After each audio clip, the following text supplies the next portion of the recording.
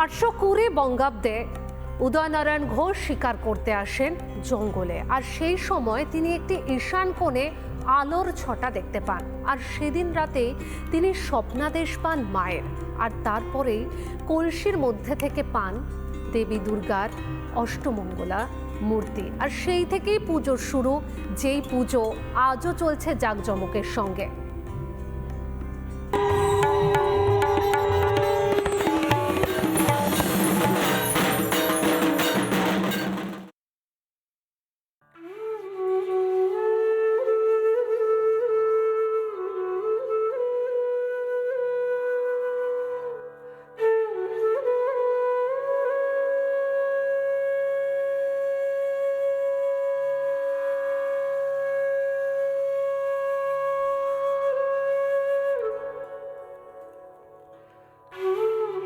পশ্চিম মেদিনীপুরের নারাজল রাজবাড়ি, যার সিংহদুয়ার পার করলেই কানে আসে একের পর এক জনশ্রুতি।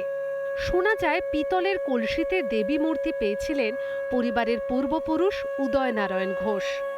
নারাজল রাজবাড়ির অন্দরমহলে রয়েছে এবং ঠিক এইখানেই উদয়নারায়ণ ঘোষ তিনি ঠিক এই জায়গায় উত্তর পূর্ব যে ঈশান কোণ, সেই ঈশান কোণ থেকে দেবী মূর্তি পান, অষ্টধাতুর দেবী মূর্তি। মায়ের অষ্টধাতু মূর্তি নিয়ে যাওয়া হয় রাজপরিবারের অন্দরে এবং সেখানেই আজ অবধি সেই অষ্টধাতুর মূর্তিতেই কিন্তু পূজিতা হয়ে আসছেন দেবী। মায়ের স্বপ্নাদেশ হলো এবং মাকে প্রতিষ্ঠা নির্দেশ পেলেন। পরের দিন দেখলেন যে একটা মা রয়েছে একটা কলসির মধ্যে, পেতলের কলসির মধ্যে প্রচুর ধনসম্পদ পেলেন। 30টা ছোট বড় গ্রামকে নিয়ে নারাজলে কিন্তু জমিদারি পত্তন করলেন। কার্তিক দুর্গকে আমাদের ওখানে সেই ভাঁড় সিস্টেম আছে জানেন, সেই ভাঁড় সিস্টেমে ওই কার্তিক আর গণেশ, সরস্বতী, লক্ষ্মী এসব করা হয়। বুঝেছেন, ওই মায়ের কাছেই থাকে পুজোর সময়। পুজোর 4 দিন হলে তারা আবার বিসর্জন করে দেন, বিসর্জন হয়ে যাবেন, কিন্তু মা থাকবেন। মায়ের ঘট বিসর্জন হবে, মা কিন্তু থাকবেন।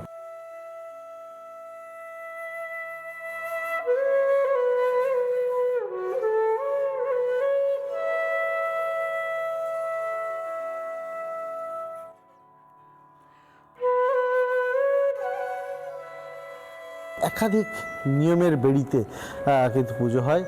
এখানে মহিলারা কিন্তু ব্রাত্য, উমার পুজোয় ব্রাত্য মহিলারাই। উমার পুজোর যে অঞ্জলি, সেই অঞ্জলিতে মহিলারা অংশ নিতে পারেন না ভোগ রান্নাতেও।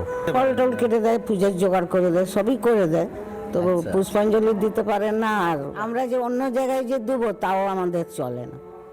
আচ্ছা, মানে এই পরিবারের মহিলাদের অঞ্জলি দেওয়া যায় না।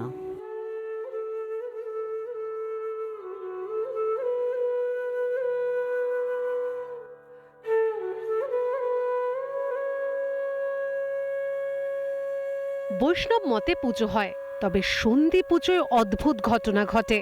5টি মোয়া দেওয়া হয় মাকে। মায়ের কৃপা দৃষ্টিতে একটা মোয়া ফেটে যায়। এই মোয়া প্রসাদ হিসেবে গ্রহণ করেন বাড়ির সদস্যরা।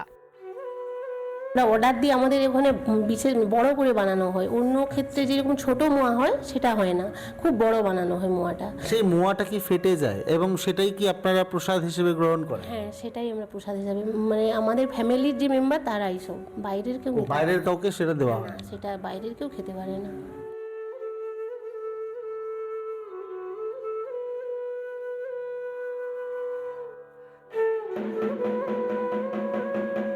ষষ্ঠীর দিনে হোমের যে অগ্নিকুণ্ড জ্বালানো হয়, দশমী পর্যন্ত তা জ্বলতে থাকে। অতি প্রাচীন এই পুজো ঘিরে এখন সাজো সাজো রব নারাজল রাজবাড়িতে। নারাজল থেকে ক্যামেরা পার্সন মৃন্ময়ের সঙ্গে সুদীপ্ত, রিপাবলিক বাংলা। নানা ধরনের কন্টেন্ট দেখার জন্য লাইক করুন, শেয়ার করুন আমাদের ফেসবুক পেজ, সাবস্ক্রাইব করুন আমাদের ইউটিউব চ্যানেল। পাশাপাশি অন্যান্য ব্রেকিং নিউজের জন্য অবশ্যই চোখ রাখুন রিপাবলিক বাংলায়।